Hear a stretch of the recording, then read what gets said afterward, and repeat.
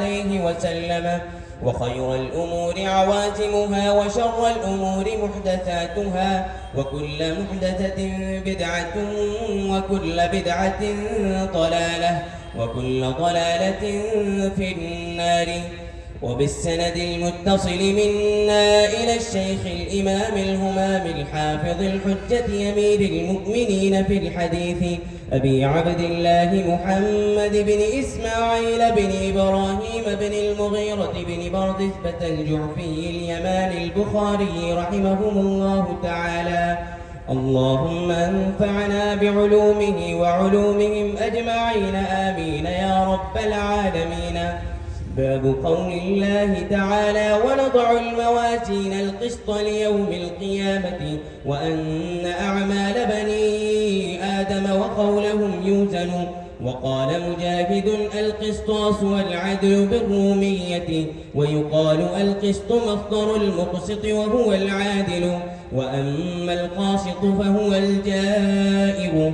وبه قال حدثنا أحمد بن وشكاب قال حدثنا محمد بن فضيل عن عمارة بن القعقاع عن أبي زرعة عن أبي هريرة رضي الله تعالى عنه وعنهم أنه قال النبي صلى الله عليه وسلم: كلمتان حبيبتان إلى الرحمن خفيفتان على اللسان ثقيلتان في الميزان، سبحان الله وبحمده سبحان الله العظيم.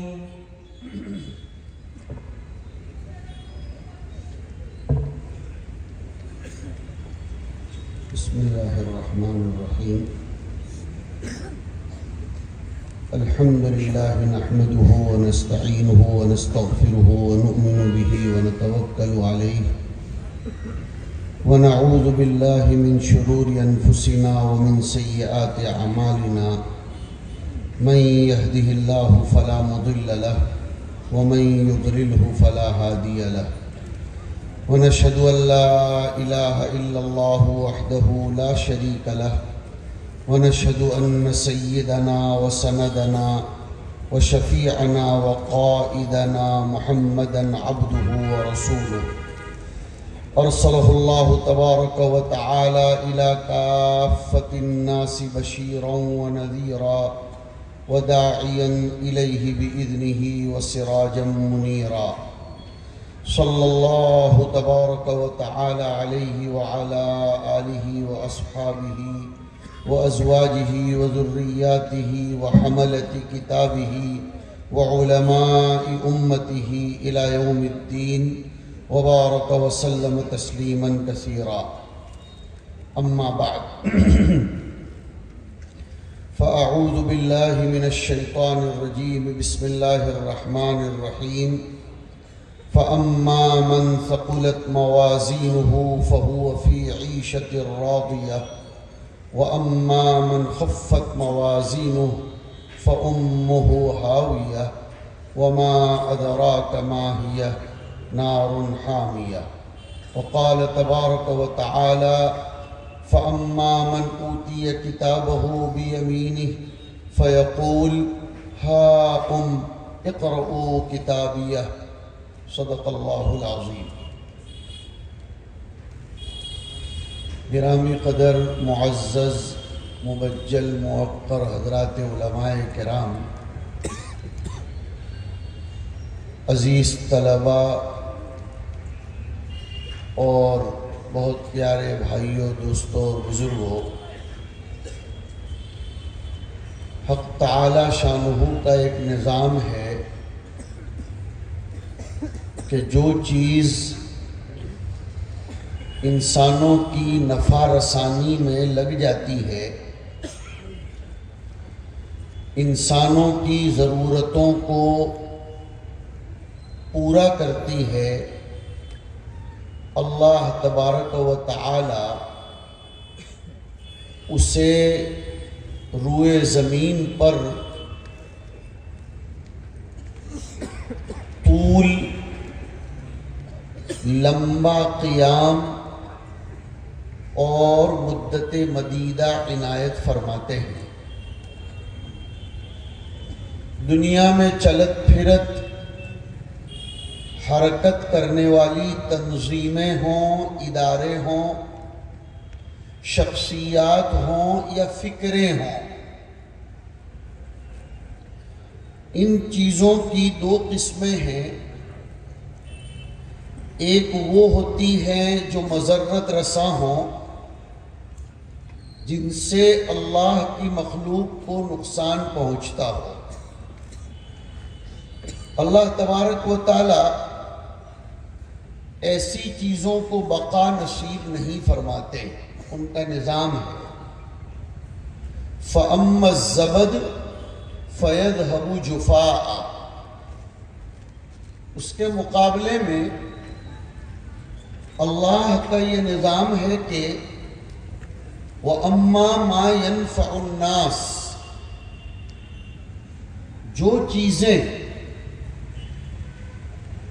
گرچہ کہ وہ غیر ذوی العقول ہوں، چہ جائے کہ وہ ذوی العقول ہوں،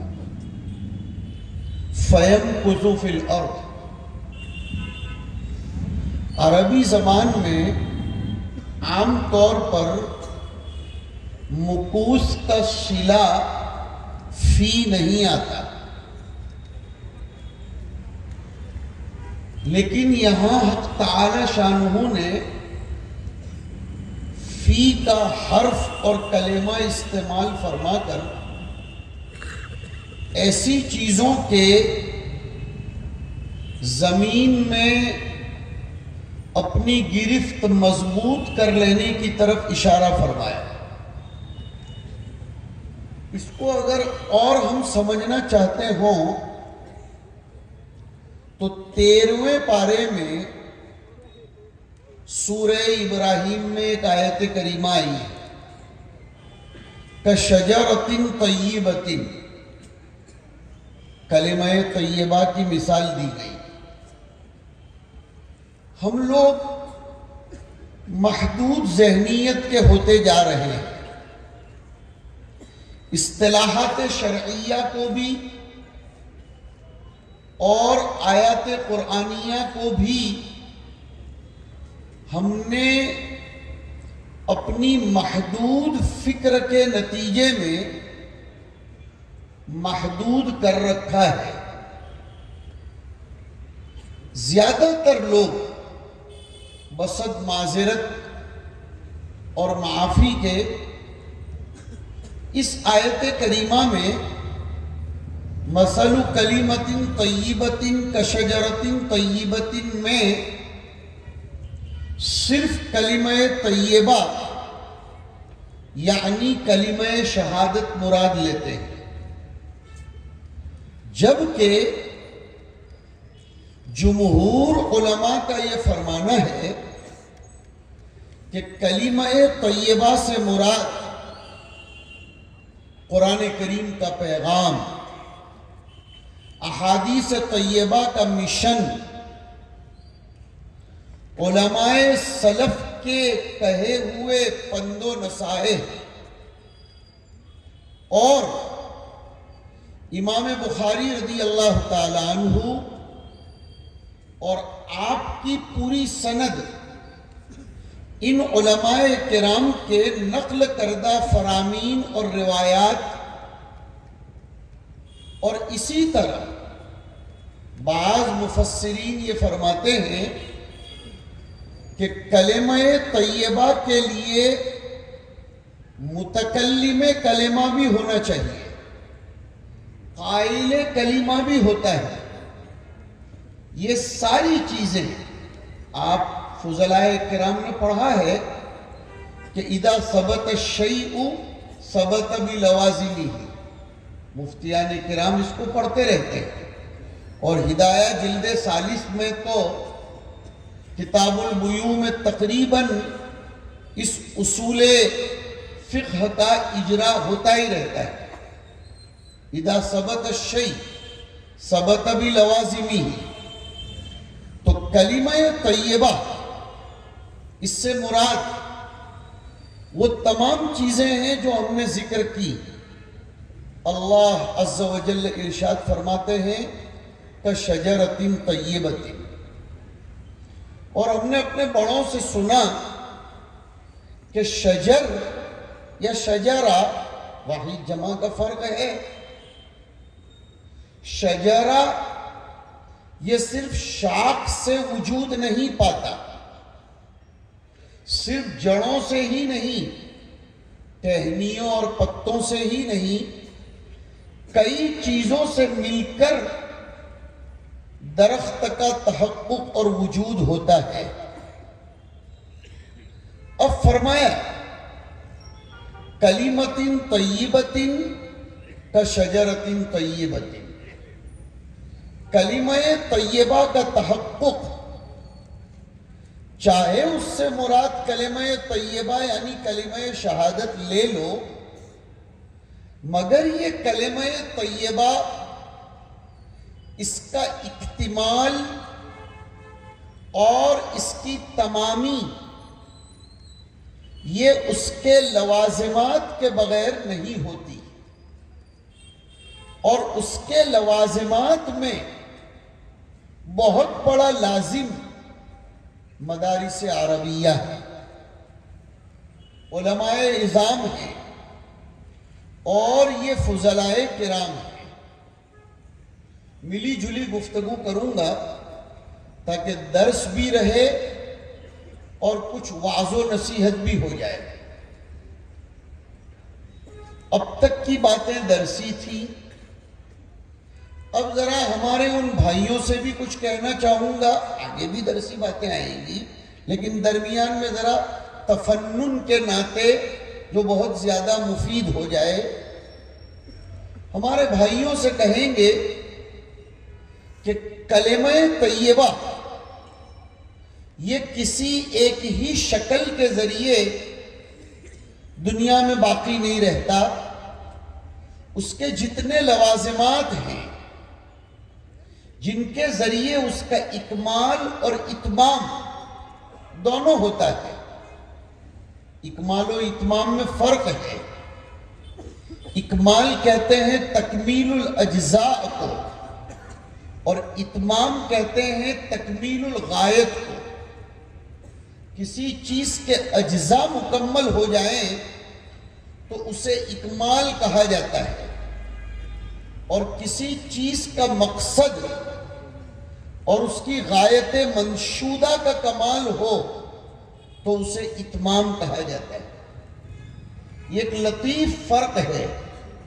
حق تعالی شانہ اس کو یوں ارشاد فرماتے ہیں الیوم اکملت لکم دینکم. بخاری شریف کی کتاب الایمان میں آپ نے یہ پڑھا کہ امام بخاری رحمہ اللہ کے یہاں ایمان، تقوی، بر، دین، اسلام یہ سب ایک ہی ہے. چنانچہ بخاری نے اپنی عظمت شان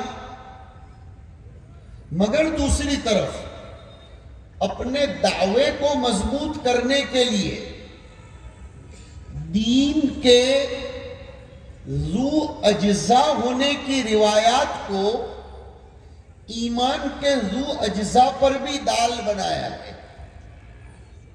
یہ شروع کی بحثیں ہیں. خیر، ہمارے ان بھائیوں کو یہ پیغام دینا مقصود ہے کہ کلمہ طیبہ یہ تام بھی نہیں ہو سکتا اور کامل بھی نہیں ہو سکتا جب تک کہ مدارس کی بقا نہ ہو، مدارس کا قیام نہ ہو.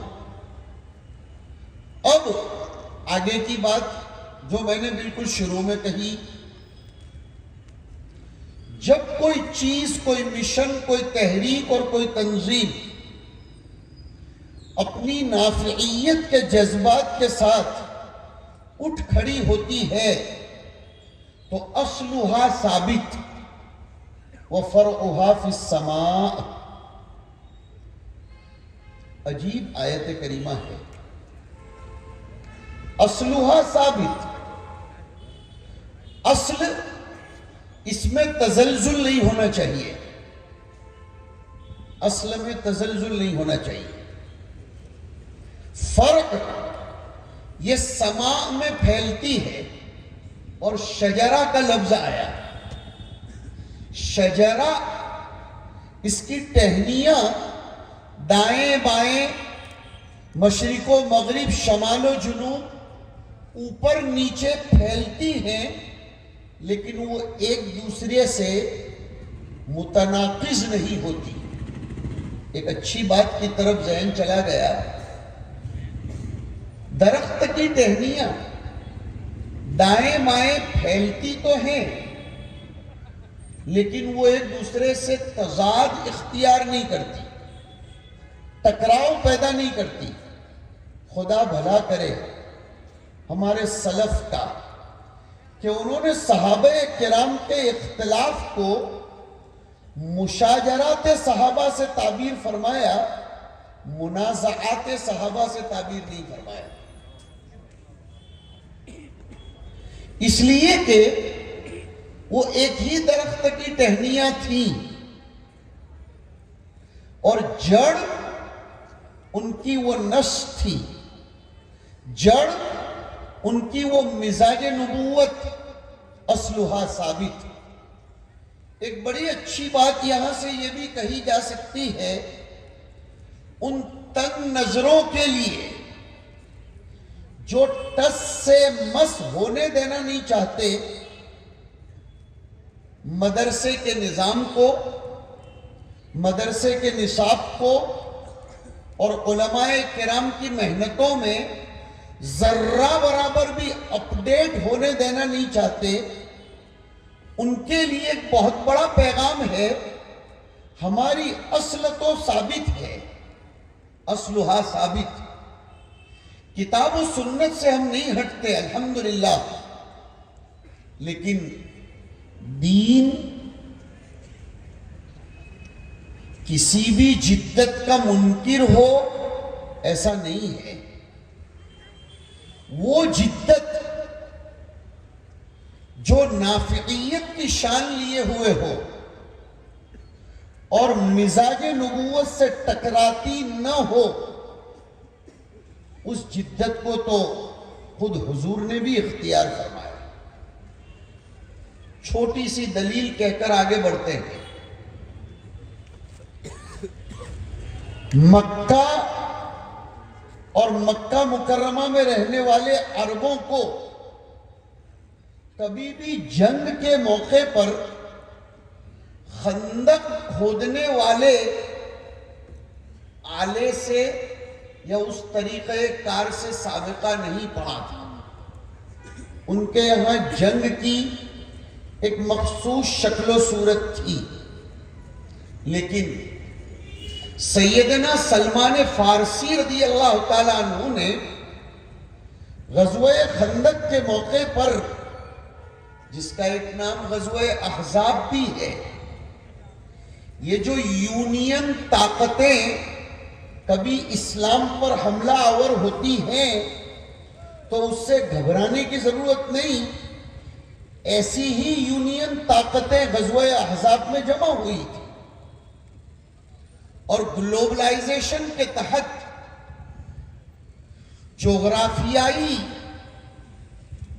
زمین کی تقسیم کے تحت, ماضی اقرب میں اور ماضی قریب میں, میں ماضی بعید نہیں بولوں گا اس لیے کہ 200 کے بعد یعنی 000 200 کے بعد اسلامی بلاک کو اس کا سامنا ایک سے زائد مرتبہ کرنا پڑا ہے کہ یونین نیشنز اور یونین طاقتیں اسلام کے خلاف متحد ہوئی تھیں.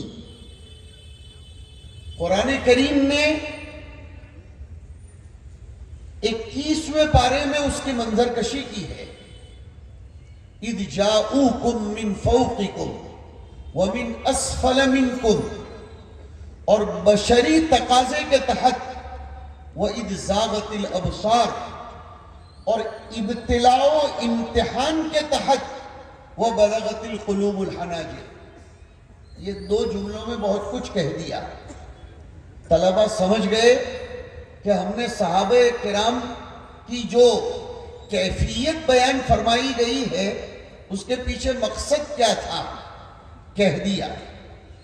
اور چونکہ خمیر مٹی کا تھا اور ابتلاء و آزمائش سے گزارنا تھا اور filter, double filter, triple filter کر کے امت کے سامنے آئیڈیل اور نمونہ بنا کر پیش کرنا تھا، چھٹے چھٹائے بنا کر اسٹیپ بائی اسٹیپ تربیت کروا کر پہنچانا تھا. اس لیے وَتَظُنُّونَ بِاللَّهِ الظُّنُونَ. اور هُنَالِكَ ابْتُلِيَ الْمُؤْمِنُونَ وَزُلْزِلُوا زِلْزَالًا شَدِيدًا. اس موقع پر سیدنا سلمان فارسی رضی اللہ تعالی عنہ نے ایک رائے پیش فرمائی کہ رسول اللہ صلی اللہ علیہ وسلم یہ تلواروں سے لڑنا، نیزہ بازی کرنا ٹھیک ہے، بہت اچھا، لیکن ایک طریقہ ہمارے یہاں فارس میں اختیار کیا جاتا ہے، خندق کھود کر دشمن کے پیروں کو جکڑ دینے کا. آپ بھی اختیار فرما لیں. تو حضور نے یہ نہیں فرمایا کہ یہ نیا طریقہ کہاں سے آ گیا. ہم لوگ مدرسوں میں پڑھتے پڑھاتے ہیں الامور بمقاصدہا. چونکہ مفتیان کرام میں فارغ ہو رہے ہیں تو ان کا بھی خیال تو کرنا پڑے گا. دسترخوان پر مختلف قسم کی چیزیں رکھنی چاہیے تاکہ ہر ایک اپنے اپنے ذوق کے مطابق لے جائے اور ہمارے لیے صدقہ جاریہ بن جائے. تو مقصد اعلاء کلمت اللہ تھا اور دشمن کے پیروں کو متزلزل کرنا تھا اور اس کو مدینہ منورہ کی باؤنڈری میں آنے سے روکنا تھا.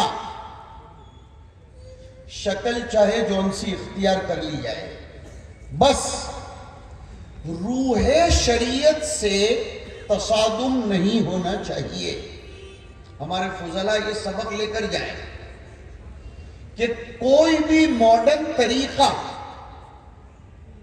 اور ایجوکیٹڈ طبقہ بھی سنو تاکہ مدارس کے بارے میں آپ کے ذہن کو جو گندا کیا جاتا ہے آج ہم اس کو کندا کر کے اندر کچھ بھرنا چاہ رہے ہیں. ہم ارباب مدارس ماڈرنائزیشن کے خلاف نہیں ہیں.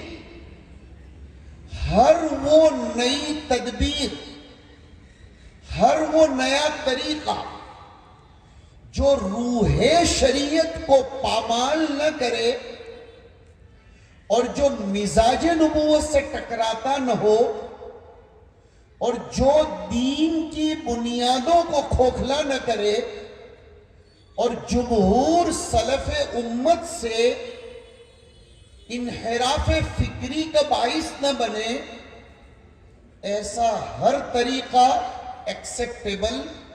ایکسیپٹیبل تو کیا بلکہ آلریڈی وہ تمام طریقے ایکسیپٹیڈ الحمدللہ.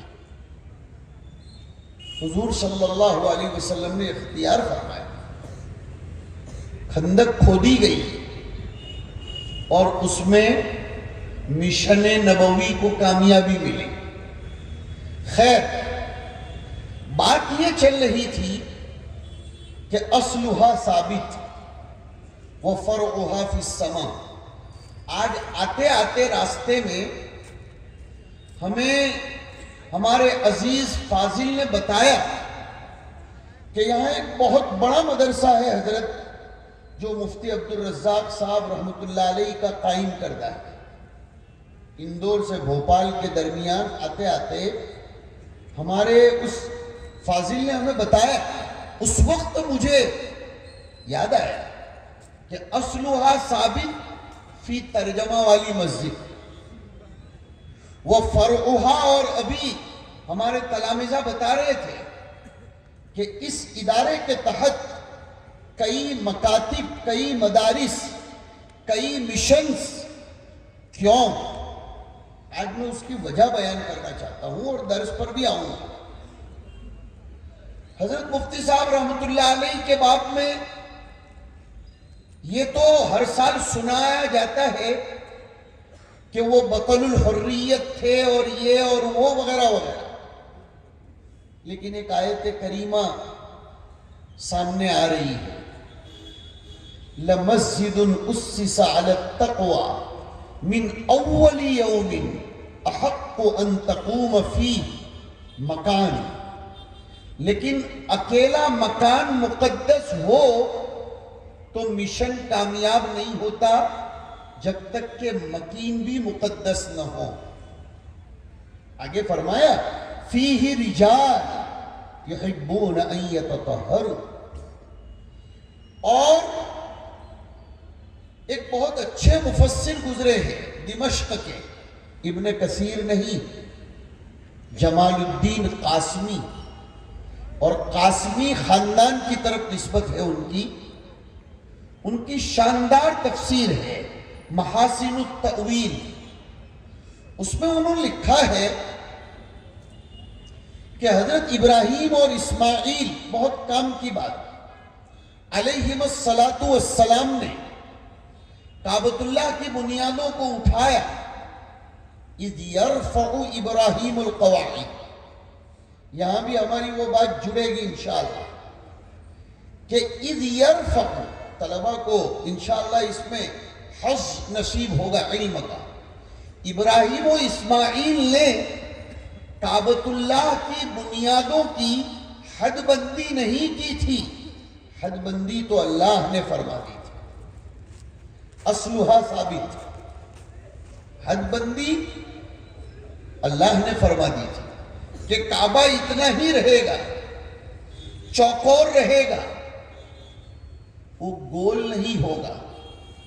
اور چاہے مسجد حرام کی باؤنڈریز کو کتنا ہی براڈ کر دیا جائے اور مسجد نبوی کو الگ الگ ادوار میں کتنا ہی پھیلایا جائے، لیکن نفس کعبہ یہ کبھی بھی کم و بیش نہیں ہو سکتا.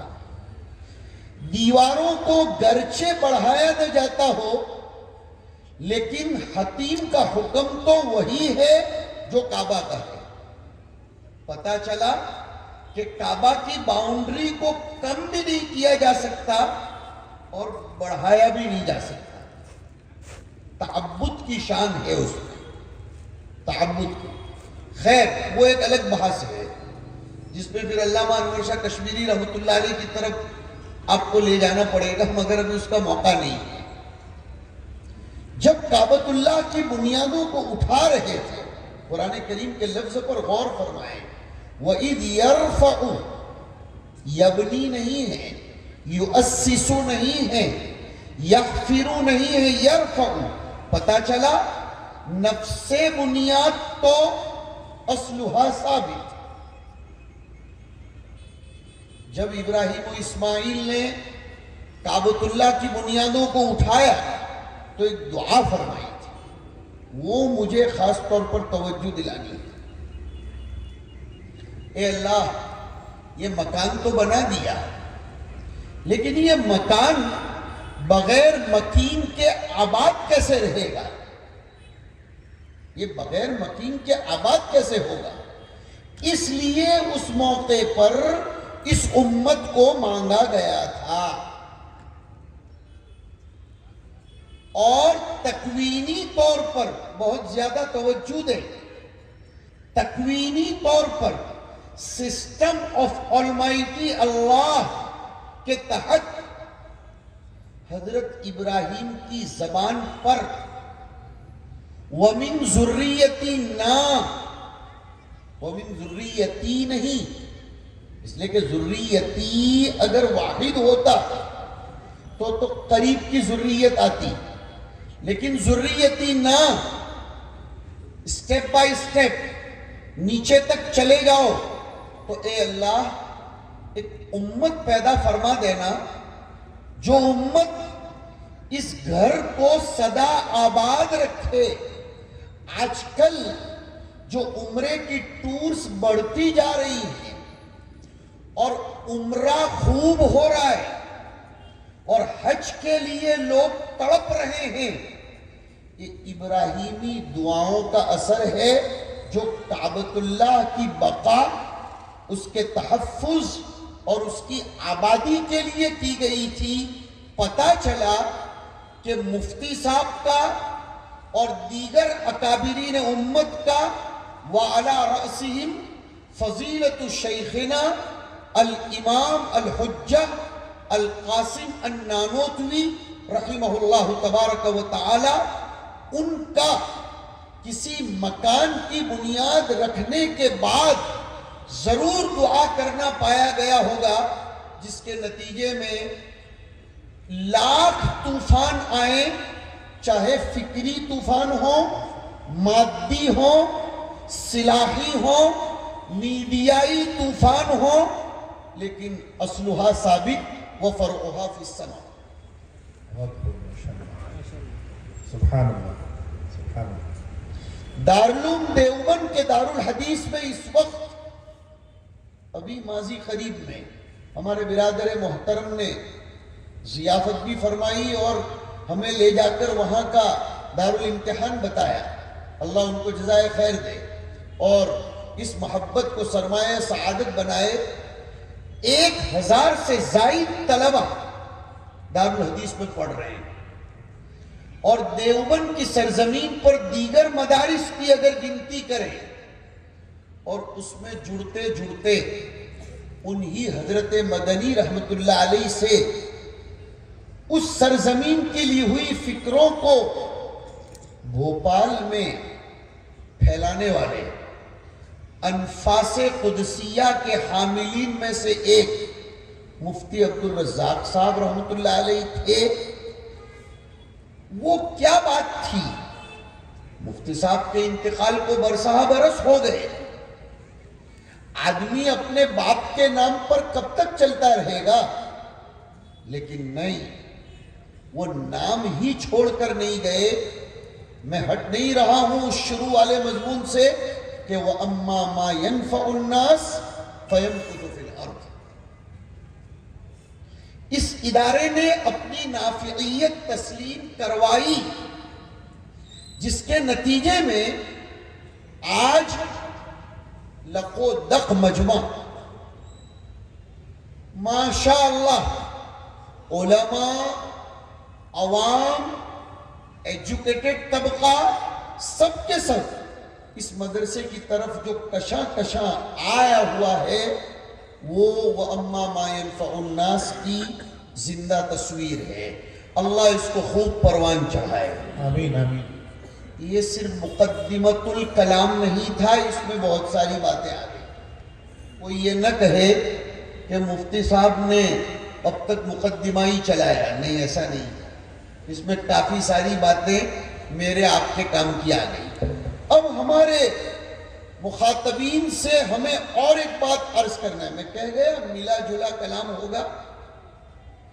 یہ جو ہمارے اسلاف کی امانتیں ہیں مدارس کی شکل میں، ان امانتوں کو آباد کرنے کی اور آباد رکھنے کی دعا کرنا، یہ حضرت ابراہیم علیہ السلام کو گویا زندہ رکھنے کے مترادف ہے، حضرت ابراہیم کی روح کو سلام کرنے کے مترادف ہے۔ اور مجھے تو ایسا لگتا ہے، واللہ تعالی اعلم بالصواب، کہ یہ بار بار جو آج کے درس میں حضرت ابراہیم کا تذکرہ آ رہا ہے، وہ بھی حضرت ابراہیم کی اس دعا کی قبولیت کا نتیجہ ہے کہ وَجْعَلْ لِي لِسَانَ صِدْقٍ فِي الْآخِرِينَ۔ حضرت ابراہیم نے دعا فرمائی وَجْعَلْ لِي لِسَانَ صِدْقٍ فِي الْآخِرِينَ۔ بعض علماء معرفت نے تو علماء بھی متوجہ ہوں، عجیب بات لکھی، کہ حضرت ابراہیم نے اسپیشل یہ دعا فرمائی تھی. دیگر انبیاء سے انہی الفاظ میں اس قسم کی دعا ثابت نہیں ہے جو حضرت ابراہیم سے ثابت ہے. کون سی؟ وَجْعَلْ لِي لِسَانَ صِدْقٍ فِي الْآخِرِينَ. فرماتے ہیں وہ علماء معرفت کہ اس کا نتیجہ ہے نماز کا کوئی قاعدہ ایسا نہیں ہے جس میں حضرت ابراہیم کا تذکرہ نہ ہوتا. اللہم صلی علی محمد وعلی آل محمد. اب پڑھو کما صلیت علی ابراہیم وعلی آل ابراہیم انک حمید مجید. Once again repeat, اللہم بارک علی محمد وعلی آل محمد کما بارکت علی ابراہیم وعلی آل ابراہیم انک حمید مجید. اور آل ابراہیم میں انشاءاللہ تبارک الرحمن اس حدیث شریف کی روشنی میں کہ کل مؤمن تقی فہو علی، ہم سب بھی داخل ہو جاتے ہیں. شیعوں کا یہ کہنا کہ یہ سنی لوگ حسنین کو یاد نہیں کرتے. ارے کس منہ سے بے تکے بن کر یہ بات کر رہے ہو؟ ہماری نماز کے ہر درود میں آل محمد کہہ کر حسنین اور فاطمہ اور علی رضی اللہ عنہم کو یاد کیا جاتا ہے، اور اسی درود کی برکت سے ہم معراج کر کے واپس آتے ہیں اور اسی واپسی کا ہم سلام پھراتے ہیں. شاہ عبدالعزیز نے کلام کیا کہ نماز کے ختم پر سلام کا کیا مطلب، کیا ہو رہا ہے؟ کہا انسان جیسے ہی قول مانتا ہے، تکبیر تحریمہ کہتا ہے، ذرا دھیان دیں، ایک دم سے تو پہنچ نہیں جاتا نا آستانے پر، ایک دم سے نہیں پہنچتا، پہلے تعریف کرنی پڑتی ہے. او بندو سنو، اللہ کے بندو، دعا میں بھی پہلے اللہ کی تعریف کرو، جس زبان میں بھی کر سکتے ہو. اللہ کی چاپلوسی کرو، اس لیے کہ ایک روایت میں آیا جس کی تخریج امام نسائی نے اپنی سنن میں فرمائی ہے کہ اللہ پاک 3 لوگوں کو بہت پسند فرماتے ہیں. ایک وہ بندہ جو اللہ کی چاپلوسی کرتا ہو، اللہ کو پٹاتا ہو، تملق بڑے قاف سے. سورہ فاتحہ میں پہلے غائب کے صیغوں سے اللہ کی تعریف کروائی گئی. توجہ رکھنا ذرا. الحمدللہ رب العالمین الرحمن الرحیم مالک یوم الدین. اب یہ تعریف کر کے اس کو مقام حضوری نصیب ہو جاتا ہے، جس کے نتیجے میں وہ حق تعالی شانہ کو کاف سے تعبیر کرتا ہے اور کہتا ہے ایاک نعبد و ایاک نستعین. پہنچ گیا وہ پہنچ گیا اب دربار میں. اب وہ ہے اور اس کا رب ہے. اور یہی سنو کہ نمازی کے آگے سے گزرنے والے کے باب میں جو شدید وعید وارد ہوئی اور سخت غصہ رحمت للعالمین صلی اللہ علیہ وسلم کا صادر ہوا، اس کی وجہ یہ ہے کہ اس بندے کو خدائے تبارک و تعالیٰ کی بارگاہ میں من تو شدم تو من شدی والی کیفیت حاصل ہو گئی ہے. اب وہ ایاک سے بالکل اندر تک پہنچ گیا. بیچ میں کسی کا گزرنا یہ ایسا ہے جیسے ایک باپ اپنے بیٹے کے ساتھ فون پر محو گفتگو ہو اور بیچ میں کوئی اس کا قریب ترین دوست بھی آ جائے، اس کو دھکا مار دیتا، ہٹ میں بات کر رہا ہوں، یہ کہاں بیچ میں آ گیا. اسی فطرت انسانیہ کو فرمایا گیا کہ کہ اس کو دھکا دینے کی کوشش کرے. حضرات حنفیہ نے اس کو اس معنی پر محمول کیا ہے, اس کے ظاہر پر نہیں, کہ اس کو ایسا کہ ماننے کی ضرورت نہیں ہے, وہ فطرت کی رعایت کر کے بتایا گیا. اب وہ تو پہنچ گیا ہے آستانے خداوندی سے دربار خداوندی میں, اسی لیے تو الصلاۃ معراج المومنین کہا گیا. اور بعض لوگوں کے کہنے کے مطابق آج کی رات شب معراج بھی ہوتی ہے, بعض لوگوں کے کہنے کے مطابق, لیکن بہرحال ہے جو لوگوں نے لکھا ہے. یہاں بھی علماء نے لکھا کہ حضور کی برکتوں سے, سنو ماشاءاللہ, حضور کا عشق بڑھنا چاہیے. حضور کی برکتوں سے امت مستفید ہوتی رہی. ایک برکت ایسی تھی جو امت کے بس میں نہیں تھی, اور وہ ہے معراج. اس میں امت کو ایک خلا محسوس ہو رہا تھا, اور حضور تو رحمت ہی رحمت تھے, تو امت کو ایک حرمان اور محرومی کا تصور ستائے جا رہا تھا. حضور نے فرمایا میں کیوں تم کو محروم رکھوں, الصلاۃ معراج المومنین, نماز پڑھ لو تم بھی معراج کر کے آ جاؤ. اب وہ اس بارگاہ میں پہنچا, وہاں سے بہت سارا ہم کلامی کا شرف حاصل کرنے کے بعد واپس لوٹ رہا ہے. یہ سلام وداع ہے. شاہ عبدالعزیز نے لکھا ہے اس کو کہ نماز کے اخیر میں جو سلام کیا جاتا ہے وہ سلام وداع ہے, اور اسی لیے اس میں فرشتوں کی بھی نیت کروائی جاتی ہے. گرچہ یہ کہا جاتا ہو کہ وہ مصاحبین فرشتے, لیکن نیت سب کی کر لینی چاہیے جو اس کی روح کو اوپر لے کر گئے تھے. اقبال نے سمجھا تھا, علامہ اقبال رحمۃ اللہ علیہ نے انسان کو سمجھا تھا کہ یہ لاہوتی چیز ہے, یہ ناسوتی چیز نہیں ہے. تصوف میں ناسوت اور لاہوت, اور فلسفے میں بھی ناسوت کی بحث آتی ہے. اقبال نے کیا کہا, اے طائر لاہوتی, اس رزق سے موت اچھی جس رزق سے آتی ہو پرواز میں کوتاہی. اقبال نے یہاں مرد مومن کو طائر لاہوتی کہہ کر دو چیزیں بتائی. ایک تو بندے مومن میں صفت پرواز ہے یہ بتایا, اور دیکھو سمجھو, پرواز بلندی کی طرف ہوتی ہے.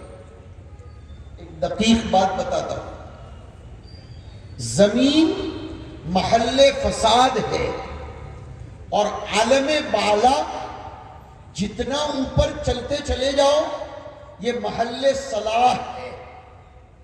اسی لیے خلافت کی ضرورت زمین پر پیش آئی, آسمان پر نہیں. مانیٹر اس کلاس میں بنانا پڑتا ہے جس کلاس کے طلبہ شرارت کرتے ہیں.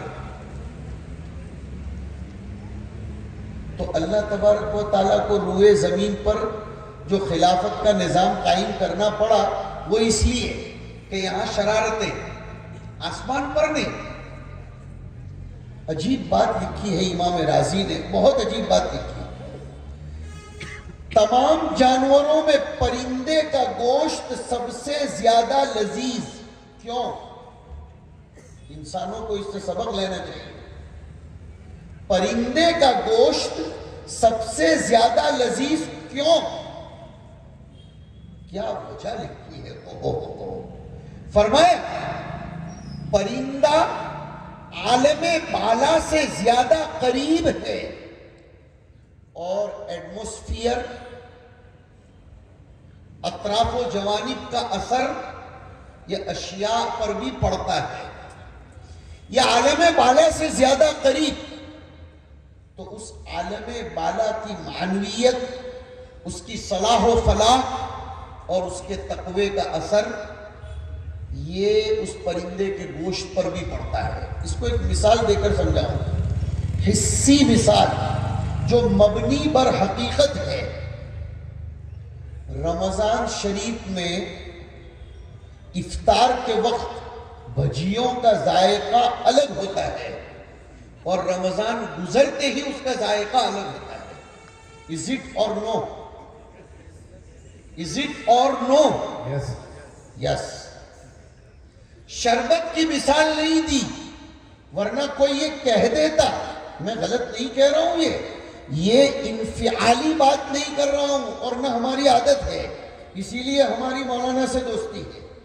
ہم لوگ انفعالی لوگ نہیں ہیں, ہم حقائق کو سمجھتے ہیں اور حقائق پر ہی گفتگو کرتے ہیں. شربت کی مثال دیتا تو شاید کوئی یہ کہتا کہ عام دنوں میں پیاس کی اتنی شدت نہیں ہوتی جتنی افطار میں ہوتی ہے, اس لیے اس کا ذائقہ الگ. That's why میں نے شربت کی مثال نہیں دی. مگر بھجیوں کا افطار سے کیا لینا دینا, کچوری کا کیا لینا دینا؟ میرے بھائیوں, میرے بھائیوں, ذہن کو ذرا تازہ کرو. وہ جو رمضان کے انوار اور وہ افطار کے وقت برسنے والی رحمتیں اور وہ جو اللہ تبارک و تعالیٰ کی توجہات اور عنایات عالیہ غالیہ, اس کا ذوق, اس کا ذائقہ معنویات سے مادیات کی طرف منتقل ہو جاتا ہے. اور دعوت و تبلیغ میں جانے والے ساتھی بھی اب آگے فیور کریں گے کہ جماعت میں اگر کبھی کھانا پکایا گیا اپنا مسجد کے سراؤنڈنگ ایریا میں, خود پکایا ہے مردوں نے مل کر, جو ٹھیک سے پکانا بھی نہیں جانتے, لیکن اس کھانے کا ذائقہ, اس کھانے کو اور حل من مزید, کبھی سوچا وجہ کیا ہے؟ کبھی سوچا وجہ ہے وہ مسجد کے انوار, وجہ ہے ان فلوس میں پایا جانے والا خلوص. جماعت میں جو پیسہ خرچ کرتے ہیں وہ ان فلوس میں پایا جانے والا خلوص. تو ایک بات دوسری طرف جائے گی اور چلتی رہے گی. ایک وجہ تو یہ ہے پرندوں کے گوشت میں ذائقے کی, کہ پرندوں کو عالم بالا سے اقربیت زیادہ ہے. دوسری وجہ عجیب لکھی, جانوروں میں پرندہ ایک ایسی مخلوق ہے جس میں کینہ نہیں, جس میں کینہ نہیں ہوتا, جس میں حسد نہیں ہوتا, جس میں بغض نہیں ہوتا. اس لیے حضرت حکیم الاسلام رحمۃ اللہ علیہ یونٹی سمجھانے کے لیے پرندوں کی مثال دیا کرتے تھے. ہم نے حضرت کے خلیفہ اور ہمارے استاد حضرت مولانا سید ابرار احمد صاحب نور اللہ مرقدہ سے سنی یہ بات کہ حضرت یونٹی اور اتحاد کو سمجھانے کے لیے پرندوں کی مثال دیا کرتے تھے کہ پرندوں کو شام کے وقت دیکھو کہ وہ اپنی پوری جماعت کو لے کر اڑتے ہیں. خیر, اس زمانے میں جو ہمارے ذہن کو ڈائیورٹ کیا جا رہا ہے, بلکہ ابھی 1-2 مہینے پہلے ایک صاحب مل گئے تھے ممبئی میں, وہ کہہ رہے تھے کہ I always use organic food. Always I am using organic food. کہ میں آرگینائک فوڈ استعمال کرتا ہوں. آرگینک بولتے ہیں ایسی فصل اور ایسی چیزیں جس میں کیمیکل ملایا ہوا نہ ہو. تو میں نے کہا really do you find in those foods real test, کہ کیا آپ آرگینک فوڈس میں ریئل ٹیسٹ پاتے ہو؟ اسے کہنا پڑا کہ نیور ایور, نہیں. میں کہتا ہے کہ بے وقوف بن رہا ہے. یہ وجہ کیمیکل ویمیکل نہیں ہے. ٹھیک ہے کسی درجے میں اس کو وجہ تسلیم کر لیا جا سکتا ہے، کسی درجے میں، اور جا سکتا ہے، میں نے دونوں میں بچ بچا کر کہا۔ اصل وجہ میرے بھائیوں یہ ہے کہ زمین میں معصیتیں بڑھ گئی، کینہ اور حسد بڑھ گیا، کاشت کرنے والا گانا گاتا ہوا ہل چلاتا ہے، زنا کر کے نعوذ باللہ ہل چلاتا ہے، سود پر پیسہ لے کر ٹریکٹر چلاتا ہے، اور سودی پیسوں سے بیج لے کر بوتا ہے۔ یہ ہے وہ وجہ جو ارباب معرفت محسوس کرتے ہیں۔ اس لیے نکلنے والی فصل، اور اللہ جزائے خیر دے میرے ان برادران کو کہ ان کی توجہ کی برکت سے یاد آیا کہ جیسے اس حدیث شریف میں آیا کہ جس بچے کی فصل بوتے وقت اگر دعا نہیں پڑھی گئی تو اس بچے کو شیطان اپنی زیر تربیت رکھتا ہے، اور جس بچے کی تخم ریزی کے موقع پر اگر اللہم جنبنا الشیطان والی دعا پڑھ دی گئی تو ابو داؤد کی روایت ہے لم یضرہ شیطان۔ اس کی بنیاد پر مقتضائے نص سے کہا جا سکتا ہے کہ جیسے اس بچے کی تخم ریزی کا حال ہے، گیہوں جس کی فصل بس اب عنقریب ہے مدھیہ پردیش میں جانتا ہوں موسم سرما کے بعد ہی تو گیہوں کی فصل لی جاتی ہے، تو اس فصل کے موقع پر اگر ذکر کیا جائے، دل کو صاف رکھا جائے، درود شریف پڑھا جائے، فجر کی نماز کی پابندی کے بعد اگر بویا جائے تو اس کا ذائقہ کچھ اور ہی ہو۔ مگر ایک مادہ مدارس میں پڑھایا جانا چاہیے، اللہ جانے کیوں مدارس نہیں پڑھاتے سوائے چند مدارس کے، اللہ جانے کیوں نہیں پڑھاتے۔ الغزول فکری یہ ضرور پڑھانا چاہیے، اس لیے کہ یہ دور سلاحی جنگوں کا اتنا نہیں ہے جتنا فکری جنگ کا ہے۔ اسی فکری جنگ میں سے ایک جنگ یہ ہے کہ دنیا کا دھیان ریئل ریزنز سے اور صحیح وجوہات سے ہٹا کر دوسری وجوہات کی طرف لے جایا گیا، ہٹا دیا گیا۔ جیسے اسی میں سمجھو کہ کیمیکل کی وجہ سے چیزوں کا ذائقہ نکل گیا، اور اس کی وجہ سے یہ ہو گیا، اور اس کی وجہ سے یہ ہو گیا۔ ریئل ریزن یہ ہے کہ لوگوں نے اپنے اعمال بگاڑے، اور جب اعمالکم عمالکم ہوتے ہیں یا عمالکم اعمالکم ہوتے ہیں تو فصلوں کا اور چیزوں کا معاملہ بھی یہی ہوگا۔ اسی سرزمین کا ایک سپوت جس کے تلمیذ ہونے کا اس عاجز کو شرف عظیم حاصل ہے، وللہ الحمد۔ میری مراد اس سے ہمارے بہت بڑے مربی اور محسن حضرت مولانا سید ذوالفقار احمد صاحب نروری نور اللہ مرقدہ ہیں۔ انہوں نے گجرات کے ایک مدرسے میں اسی ختم بخاری شریف کے موقع پر یہ بات ارشاد فرمائی تھی کہ اللہ کا عذاب ضروری نہیں ہے کہ پتھروں کی شکل میں، سیلاب کی شکل میں، وغیرہ وغیرہ کی شکل میں آئے، چیزوں کے ذائقہ کا ختم ہو جانا یہ بھی اللہ کا عذاب ہے۔ اور حضرت نے آگے بڑھا، اپنے آپ کو، اپنی بات کو بڑھاتے ہوئے فرمایا کہ کسی ایک تنظیم کے عملے کا آپس میں اختلاف یہ بھی اللہ کا عذاب ہے۔ باپ بیٹوں کے نظریات میں اختلاف یہ اللہ کا عذاب ہے۔ اور حضرت نے ایک بات عجیب فرمائی تھی، ضرور کہہ دینا چاہوں گا، اس زمین کی امانت ہے تو اس زمین کے حوالے کرنا چاہوں گا۔ حضرت نے فرمایا کہ ذہن کو اس طرح بھی موڑ دیا گیا کہ اچھے اچھے لوگ یہ بول دیتے ہیں حالات ہیں، حالات ہیں۔ حضرت ایک دم جلال میں آ گئے تھے، یہ بات کہتے ہوئے فرمانے لگے حالات تو اہل اللہ پر آتے ہیں، یہ قبول کرو کہ اللہ کا عذاب ہے۔ کس منہ سے کہہ رہے ہو کہ حالات ہیں، حالات ہیں؟ حالات تو اہل اللہ پر آتے ہیں، ہمیں ایکسپٹ کرنا پڑے گا،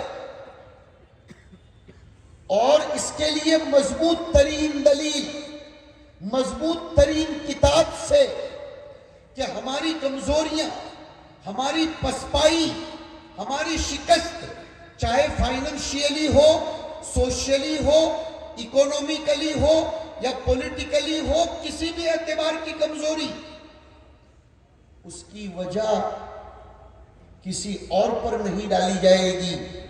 دلیل دے رہا ہوں، غزوہ احد میں صحابہ کرام کو جب شکست کا سامنا کرنا پڑا تھا تو سر جوڑ کر بیٹھے تھے اور سوال کیا تھا ان ھذا، یہ کہاں سے ہو گیا؟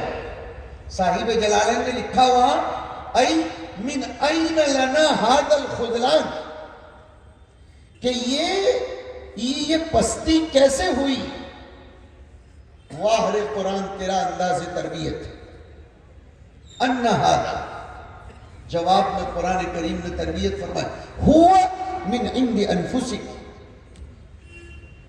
رہتی دنیا تک کے انسانوں کو بتایا کہ ہماری کمزوری، اس کا ذمہ دار اس کو ٹھہراؤ، اس کو ٹھہراؤ، اس کو ٹھہراؤ، اور اخیر میں ماحول کو ٹھہراؤ، یہ ترقی کے راستے میں رکاوٹ ہے۔ اس لیے کہ جب آپ ذمہ دار کسی اور کو بنا دو گے کہ میری کمزوری کا ذمہ دار وہ ہے، تو آپ اپنی اصلاح نہیں کر پاؤ گے۔ ذرا توجہ سے اس نقطے کو سنو، اگر ہم سب نے اپنی کسی کمزوری کا ذمہ دار، پسپائی کا ذمہ دار کسی اور کو بنا دیا تو ریئل ریزن تک ہم نہیں پہنچ سکیں گے اور ہماری اصلاح نہیں ہو سکتی۔ کس نے ہمارے بارے میں کیا کہا وہ نہیں دیکھنا ہے کہ کس نے کہا، ہمیں یہ دیکھنا ہے جو کہا گیا ہے وہ ریئل ہے کہ نہیں۔ اگر ہے تو اصلاح کر لو، اور اگر نہیں ہے تو اور زیادہ چوکنا ہوگا۔ اسی کو امام غزالی رحمۃ اللہ علیہ فرما گئے، السعید من وعظ بغیرہ، میڈیا چاہے جو حرکت کر رہا ہو، لیکن صرف اتنا کہہ دینا کہ میڈیا غلط ترجمانی کر رہا ہے، غلط ترجمانی کر رہا ہے، that is not enough. Not enough. We should not sit and we should not go to backside, but we should give it some intention. ہمیں اس کو توجہ دینا پڑے گا کہ اگر میڈیا نے، چاہے وہ انسانی میڈیا ہو، سوشل میڈیا ہو، الیکٹرانک اور پرنٹ میڈیا ہو، اگر وہ ہمارے بارے میں انفرادی یا اجتماعی طور پر کوئی ترجمانی کر رہا ہے تو پہلے یہ سوچا جائے یہ جو لکھا گیا ہے، یہ جو کہا جا رہا ہے، ریئل وہ ہے ہمارے اندر؟ اگر ہے تو اصلاح کر لینی چاہیے، نہیں ہے تو اور زیادہ پھونک پھونک کر قدم رکھنا چاہیے۔ یہ ہوتا ہے ڈیولپمنٹ کا طریقہ، یہ ہوتا ہے پروگریس کا طریقہ، یہ ہوتا ہے پرگتی پتھ پر چلنے کا طریقہ۔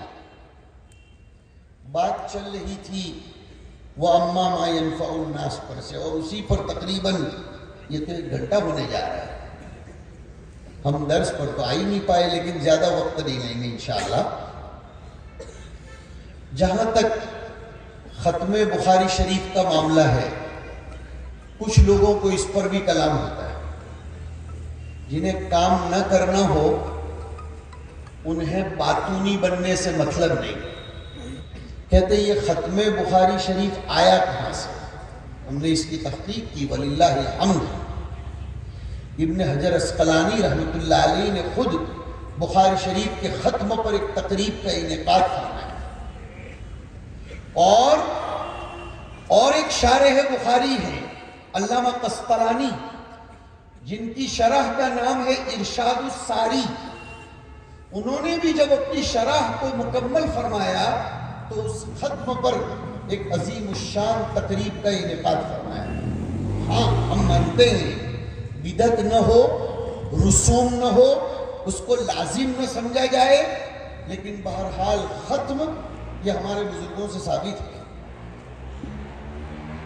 اور امام بخاری رضی اللہ تعالیٰ عنہ نے جہاں تک آخری ایک کتاب التوحید کے نام سے مجموعہ امت کے سامنے پیش فرمایا، زیادہ تر نسخوں میں یوں ہے کتاب التوحید والرد علی الجہمیہ وغیرہ۔ دو باتیں اس میں بھی سنتے چلے جائیں۔ ایک تو امام بخاری رحمہ اللہ نے وغیرہم کہہ کر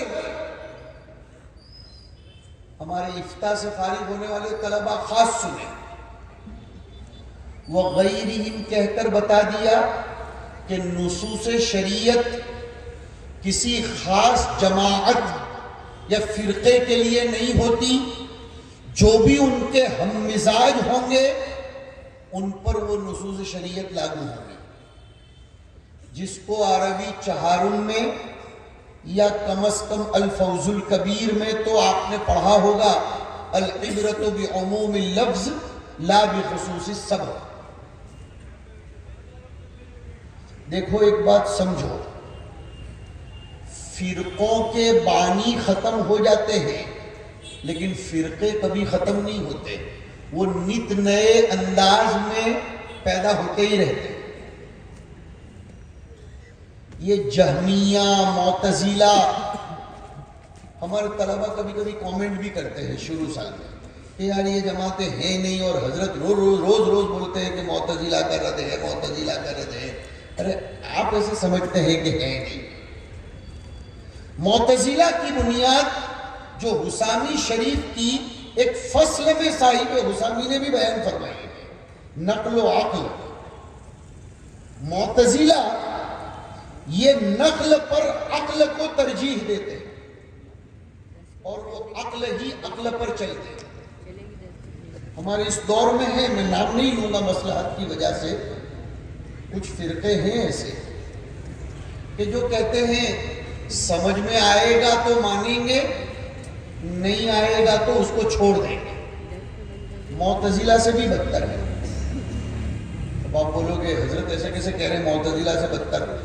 معتزلہ نے اپنے آپ پر کفر کا فتویٰ نہ لگ جائے اس لیے یہ آخری ترجمۃ الباب میں بھی تأویل کر دی، انکار نہیں کیا۔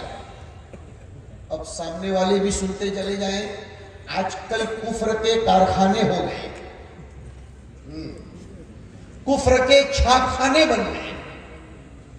5-25 کی ٹولی بنا لی، کفر کا فتویٰ لگا دیا، ادھر سے 50-100 کی ٹولی بنا لی، کفر کا فتویٰ لگا لیا۔ انا للہ و انا الیہ راجعون۔ یہ کیا ہو رہا ہے؟ تکفیر کا معاملہ تو بہت دور، لعنت کے بعد میں آیا ہے کہ اگر آپ نے کسی کے لیے بددعا کر دی، لعنت پھینکی اس کے اوپر، اگر وہ اس کا اہل ہے تو ٹھیک، نہیں تو وہ لعن طعن کا کلمہ اپنا منزل یا اپنا مورد تلاش کرتے کرتے اسی کی طرف لوٹ آتا ہے جس نے وہ بددعا دی ہو۔ کفر تو کتنی خطرناک چیز ہے۔ خدا را ہمارے فضلاء سے درخواست ہے کہ آپ کے قلم سے یا آپ کی زبان سے کسی کے باب میں کفر کا فتویٰ نہیں نکلنا چاہیے جب تک کہ نصوص صریحہ صحیحہ کا وہ انکار نہ کرتا۔ میں نے 2 قید پڑھائی، صریحہ اور صحیحہ، اس کا جب تک وہ انکار نہ کرے۔ قطعی الثبوت اور قطعی الدلالت، اتنے سستے کبھی مت بننا کہ کوئی آپ کو اپنے مطلب کی بات منبر و محراب استعمال کرنے کے لیے مکلف بنا دے۔ یہ فتنہ ہے اس زمانے میں، بہت سے لوگ آپ کو استعمال کریں گے کہ مولانا اس وقت امت میں یہ چل رہا ہے، آپ کا آج کا بیان یہ ہو۔ بے شک چل رہا ہے، لیکن بات یہ ہے کہ اسے کچھ ٹاؤنٹنگ کرنی ہے، کچھ تانو تشنیع کرنی ہے کچھ لوگوں پر، وہ نہیں کر پائے گا، آپ کو اعلی کار بنائے گا۔ یہ ممبر و محراب امانت ہے رسول اللہ صلی اللہ علیہ وسلم، اس امانت کے ساتھ کبھی خیانت مت کرنا۔ اس سے آپ امت میں پوزیٹیو پیغام، ملک و ملت کی وفاداری، اور اس مدرسے کے بانی مفتی عبدالرزاق صاحب رحمۃ اللہ علیہ اور ان کے ساتھ رہنے والوں نے مل کر اس ملک کی آزادی کا جو مقصد عظیم مرتب فرمایا تھا وہ کبھی آپ کے ذہنوں سے فراموش نہیں ہونا چاہیے۔ تو عقل اور نقل یہ دو چیزیں ہیں، مگر ہم مختصراً اب بات ختم کرنے کی طرف جا رہے ہیں۔ اگر عقل سلیم ہو اور نقل صحیح ہو تو دونوں میں کبھی تعارض نہیں ہوتا، یہ چیلنج ہے۔ اگر عقل صحیح ہو اور نقل صحیح ہو، عقل سلیم ہو، الا من اتى اللہ بقلب سلیم، عقل سلیم ہو اور نقل صحیح ہو تو دونوں میں کبھی ٹکراؤ نہیں ہوتا۔ بڑی مضبوط دلیل دے رہا ہوں قرآن کریم ہی سے، دیکھو نقل آ گئی اسی عقل کو ثابت کرنے کے لیے۔ 22ویں پارے میں اللہ تبارک و تعالیٰ فرماتے ہیں، اور 21ویں میں بھی اس قسم کا مضمون ہے۔ فرمایا عقل کے لیے نقل کے باب میں، نقل کو سمجھانے کے لیے فرماتے ہیں تعالی شانہ فطرت اللہ التی فطر الناس علیہا، اسی فطرت اللہ کو فوراً آیت ختم کرنے سے پہلے ذالک الدین القیم کہا گیا۔ عجیب توجہ طلب ہے یہ آیت کہ فطرت اللہ کو ذالک دین القیم کہا گیا۔ پتا چلا دین قیم یہ فطرت کا نام اور فطرت دین قیم کا نام۔ کبھی فطرت اور دین الگ الگ نہیں ہو سکتے۔ ہاں فطرت انسانی اگر فطرت حیوانی بن جائے تو وہ موضوع بحث سے خارج ہے۔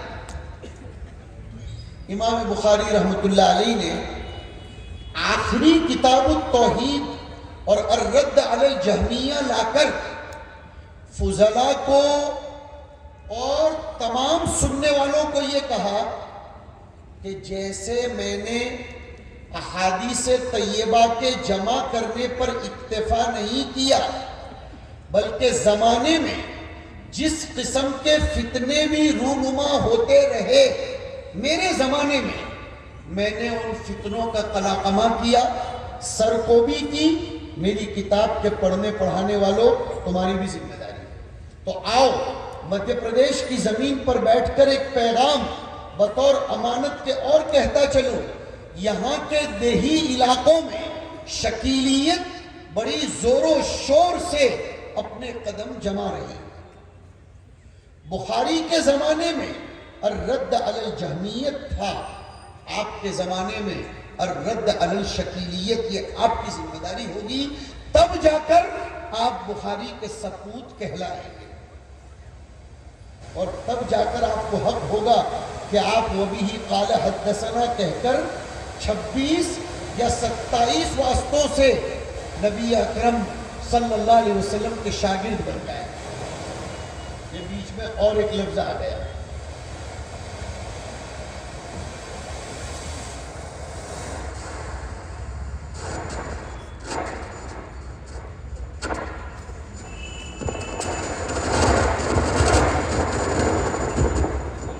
میں نے ایک لفظ استعمال کیا، ہمارے بھائی سنیں، یہ جو آج فاضل ہو رہے ہیں نا، یہ ہماری ہندوستانی سند کے سلسلے کے اعتبار سے 26 یا 27 واسطوں کے ذریعے درسگاہ نبوت کے شاگرد ہیں۔ ماشاءاللہ کتنی مبارک جماعت ہے، لیکن جتنے مبارک اتنی پابندی بھی زیادہ، جتنا قیمتی اتنی حفاظت بھی ضروری، تب جا کر وہ سرمایہ باقی رہتا ہے۔ ہمارے حضرت مولانا شیر علی صاحب رحمۃ اللہ علیہ تھے، مولانا احمد صاحب کو بھی سنا، آپ کے والد گرامی قدر کے وہ ہمدرس ساتھ پڑھا تھا، اور پٹھان ہونے کی نسبت پر دونوں میں محبت اور دوستی بھی تھی، اور انہی مولانا شیر علی صاحب سے ہم نے یہ بخاری شریف کا جزو ثانی پڑھا۔ بئی معنی نیک فالی بھی ہو گئی کہ ان دونوں نے بیٹھ کر حضرت مدنی رحمت اللہ علیہ سے بخاری شریف پڑھی تھی۔ تو میں نے بھی یہ آخری حدیث کیا بلکہ آخری 15 پارے مسلسل حضرت مولانا شیر علی صاحب رحمت اللہ علیہ سے پڑھے، گویا میرے اور حضرت مدنی کے درمیان صرف ایک واسطہ۔ حضرت مولانا شیر علی صاحب پٹھان افغانی رحمت اللہ تعالی، اور بھوپال میں نواب لوگوں کی آمد افغان سے ہی ہوئی ہے، وہ ایک مستقل تاریخ ہے، اس پر ابھی نہیں جانا، سن لینا اپنے بڑوں سے۔ تو آپ لوگ کتنے عظیم المرتبت ہو، ذمہ داری یہ ہے بخاری کے سپوت بننا ہے تو فرق ضالہ اس کا قلع کما کرنا پڑے گا۔ ملا علی قاری رحمت اللہ علیہ نے غضب کی بات کی، واہ یہ حق ملا علی قاری کو تھا، ترجمان حنفیت۔ انہوں نے لکھا سنو کہ راستے میں سے تکلیف دینے والی چیز کا ہٹانا یہ صدقہ ہے، پتھر کا، کانٹے کا، کیلے کے چھلکے کا، اور آج کل ذرا بول دوں رانگ سائڈ پارکنگ کرنا یہ بھی تکلیف پہنچانا، وہ نہ کرنا یہ بھی راستے سے۔ ملا علی قاری رحمۃ اللہ نے لکھا کہ مادی راستے میں سے مادی تکلیف دینے والی چیز کا ہٹانا صدقہ ہے، تو حضور کی سنت، حضور کی حدیثیں، حضور کی شریعت، اس معنوی راستے میں اگر کوئی بدعت، کوئی فرقے باطلہ کا روڑا آ گیا، اس کا ہٹانا تو کتنا بڑا صدقہ، کتنا بڑا صدقہ ہوگا۔ یہ میری اور آپ کی ذمہ داری ہے۔ یہ کتاب التوحید کا ایک پیغام یہ بھی ہے، اور ایک پیغام آخری حدیث شریف کا یہ ہے، سب کے کام کی بات کہ اپنے عمل میں وزن پیدا کرنے کی کوشش کرو، اور اعمال میں وزن یہ کیفیات کی بنیاد پر ہوتا ہے، کمیات کی بنیاد پر نہیں۔ اس لیے کہ آسمانی نظام میں کیفیات کا اعتبار ہے، کمیات کا نہیں۔ صراط مستقیم میں بھی کیفیت والے لوگوں کا ذکر کیا گیا، صراط الذین انعمت علیہم، وہ ارباب کیفیات ہے، اور کیفیت پیدا ہوتی ہے انما الاعمال بالنیات سے۔ حضرت شیخ الحدیث مولانا زکریا صاحب نور اللہ مرقدہ سے کسی نے پوچھا کہ تصوف کسے کہتے ہیں؟ حضرت نے فرمایا تصوف کی ابتدا انما الاعمال بالنیات سے، اور تصوف کی انتہا ان تعبد اللہ کأنک تراہ پر آ کر ہو جاتی ہے، صفت احسانیہ، جس کو میں نے شروع میں کہا تھا مقام حضوری، کہ آدمی کو مقام حضوری نصیب ہو جائے۔ تو امام بخاری رحمۃ اللہ علیہ آخری ترجمۃ الباب میں ہم سب کو، جتنا مجمع بیٹھا ہے اور جو بھی پھر یوٹیوب کے ذریعے سنے گا، سب کو یہ پیغام دینا چاہتے ہیں، اپنے عمل میں وزن پیدا کرو، تو میرے یہاں یعنی اللہ کے یہاں اس کی قیمت حاصل ہے، ورنہ بے وزن قیمت کچھ بھی حاصل نہیں ہوگی۔ اور وزن نیت کے ذریعے ہوتا ہے، اور نیت پہ اشتراک کسی بھی درجہ معتبر نہیں۔ چھوٹی سی مثال، اگر قربانی کے جانور میں 6 لوگوں نے صرف اللہ کو راضی کرنے کی نیت رکھی اور ایک نے صرف گوشت کھانے کی نیت سے حصہ لیا، قربانی ضائع ہو جائے۔ وہاں ولی اکثری حکم الکل نہیں چلے گا، اس لیے کہ وہ نیت کا پتا چلا کہ نیت میں رتی برابر بھی اشتراک نہیں چلتا، معتبر ہی نہیں۔ پھر امام بخاری کی سند وغیرہ پر گفتگو بہت سی کی جا سکتی ہے، لیکن اب وقت ختم ہونے کے قریب ہے۔ حدیث شریف کا مطلب مختصراً سمجھا دیں۔ نبی اکرم صلی اللہ علیہ وسلم ارشاد فرماتے ہیں کہ 2 کلمے ایسے ہیں جو رحمان کو بڑے پسندیدہ ہیں۔ یہاں بھی کلام نبوت، اس کا انتخاب دیکھیے۔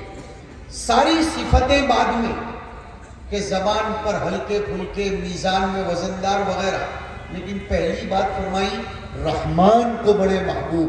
پتا چلا کہ انسان کوئی بھی عمل کرنے سے پہلے ہلکا، وزندار، قیمتی، گھٹیا، یہ وہ سب بعد میں دیکھے، سب سے پہلے اس کا ٹارگٹ ہونا چاہیے محبت الہی۔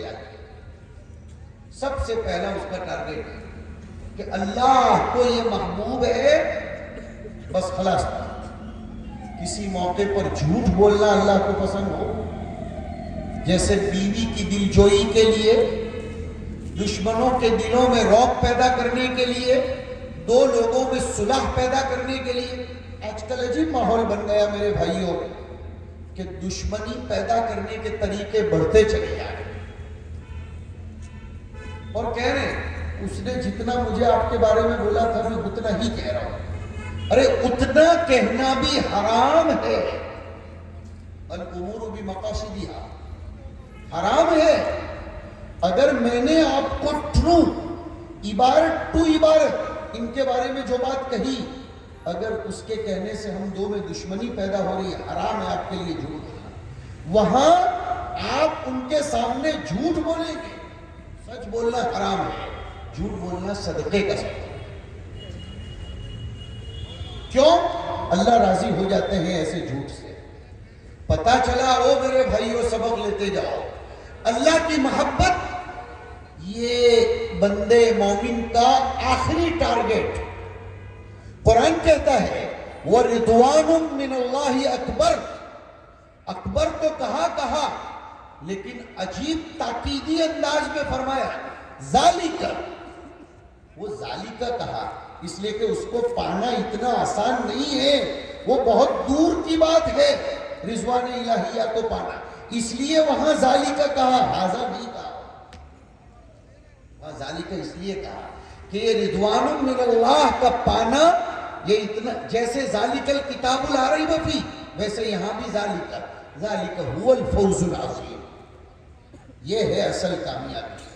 تو اللہ کو یہ دونوں کلمے بڑے پیارے ہیں، زبان پر بڑے ہلکے پھلکے، اس میں صفت جہر نہیں، اس میں صفت استعلاء نہیں، وغیرہ وغیرہ، کوئی ایسے حروف نہیں جن کا ادا کرنا مشکل۔ اب آیا ترجمۃ الباب کہ ثقیلتان فی المیزان، اس سے امام بخاری نے اپنا دعویٰ ثابت کر دیا۔ اللہ کے یہاں باقاعدہ ترازو قائم ہوگی۔ اس زمانے میں جیسے الگ الگ چیزوں کی الگ الگ ترازویں ہوتی ہیں، اللہ کے یہاں الگ الگ اعمال کی الگ الگ ترازو ہوگی۔ یہی ہے وَنَضَعُ الْمَوَازِينَ، اب اس میں نضعو ہے، اس سے بھی معتزلہ پر رد ہو گیا کہ آلریڈی میزان ہے، نضعو تب ہوگا، اس لیے کہ وضع تب ہوگا جب خلق ہو چکا ہو، پتہ چلا وہ خلق ہو چکا ہے، لیکن وہ اس وقت نضعو ہوگا۔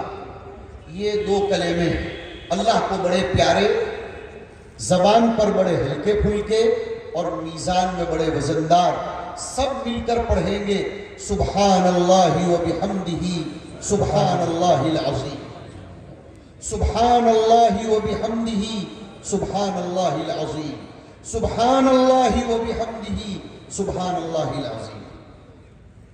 اللہ کی تعریف یہ تو اپنی جگہ برابر، لیکن خدا پاک کو نقائص سے پاک کرنا یہ بہت بڑی بات ہے، اس لیے سبحان اللہ کو پہلے لایا گیا، وہ بحمدہ کو بعد میں، اور پھر اس کو دہرایا بھی گیا، اس لیے کہ کسی کے بارے میں اچھے بول دینا اتنی بڑی بات نہیں ہے جتنا کسی پر آنے والے نقائص کو اس سے دور کرنے کے لیے کہنا، یہ اس کے لیے جگر چاہیے۔ مدافع بن کر کھڑے رہنا بہت مشکل کام ہے. وہ عربی کا شعر یاد آیا، بلاغت والا شعر یاد آیا ہے. سبحان اللہ بحمدہ پر کریم متا امدحہ والورا معی واذا ما لمتہ وحدی. شروع میں آتا ہے بلاغت. تو تعریف کر دینا اتنا مشکل نہیں ہے، لیکن کسی